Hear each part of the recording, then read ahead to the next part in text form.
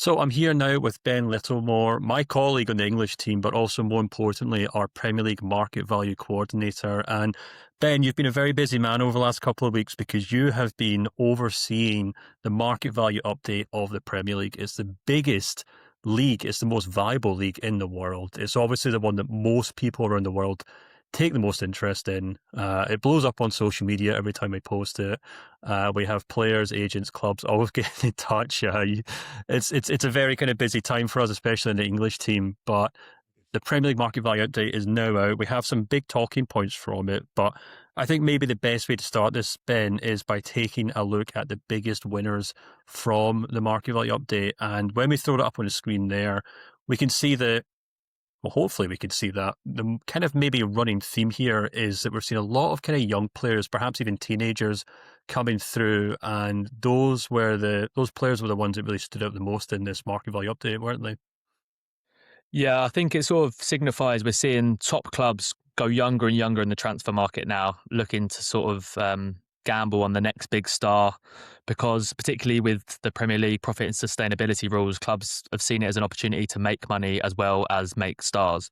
We've seen Chelsea bring in a whole host of young talents and hope that one of them pops off and they can then sell them or hopefully do well for the team as well. But if we look at the top 10 biggest winners from the update, 4 of them are actually teenagers.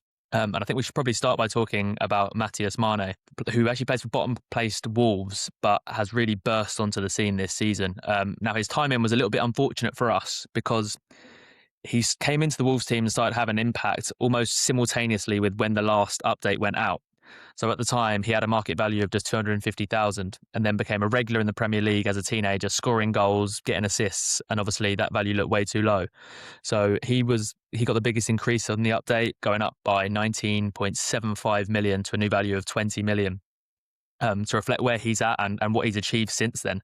There's already been a lot of talk about top clubs, Manchester United in particular, potentially making a move for him in the summer, and Wolves, who probably will go down barring the biggest miracle in Premier League history. It would be surprising if some Premier League team didn't take a gamble on him in the summer. And if it continues, we have another update in June where he may even go up further. So he was the biggest beneficiary. But then even if we go down to second place, we go to Kroupi Jr. at Bournemouth, another teenager who has taken to the Premier League like a duck to water this season following his transfer from Lorient. He's got 8 Premier League goals. And again, already been linked with a lot of top clubs. We know top clubs are scrapping to get strikers in. It was a big talking point of the summer transfer window. And Junior Kroupi has proved he's got great ball striking ability, which a lot of top clubs are looking for. And with his age, still being 19, he's one that gets a big increase of 18 million to take his new value to 40 million. Also in the top 10 when it comes to teenagers is Everton youngster Harrison Armstrong, who's been the starter for Everton recently, keeping the likes of Tyler Dibling and Djordje out of the team. He moves up to 12 million with a 10.8 million increase. And also another Bournemouth youngster, Rayan, the Brazilian that arrived in the January transfer window from Bournemouth. If add-ons are met by that deal, which they probably will be in the future, it probably rise to around 40 million the fee. And again, he started in the Premier League very strongly. So he's another young talent to look out for that a lot of top clubs, maybe not this summer, but the summer after, will perhaps be looking at. Yeah, Ryan in particular is a player that I know our Brazilian team are very excited about. I think, if I'm not mistaken, you wrote a profile on them, or maybe it was our colleague Ewan who did so. And yeah, our Brazilian team are very, very excited about him.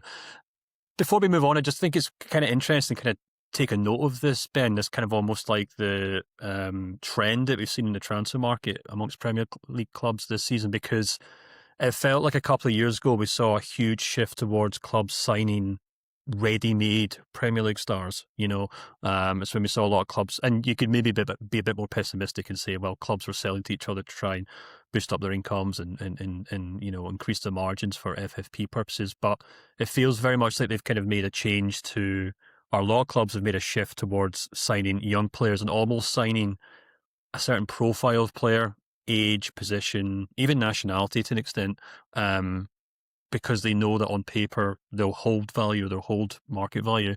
And as we've seen with guys like Mané, Kroupi, Rayan, when they kind of not only join a Premier League club, but then actually pop off, or whatever you want to use the expression, that's when we see their market value soar very quickly, isn't it?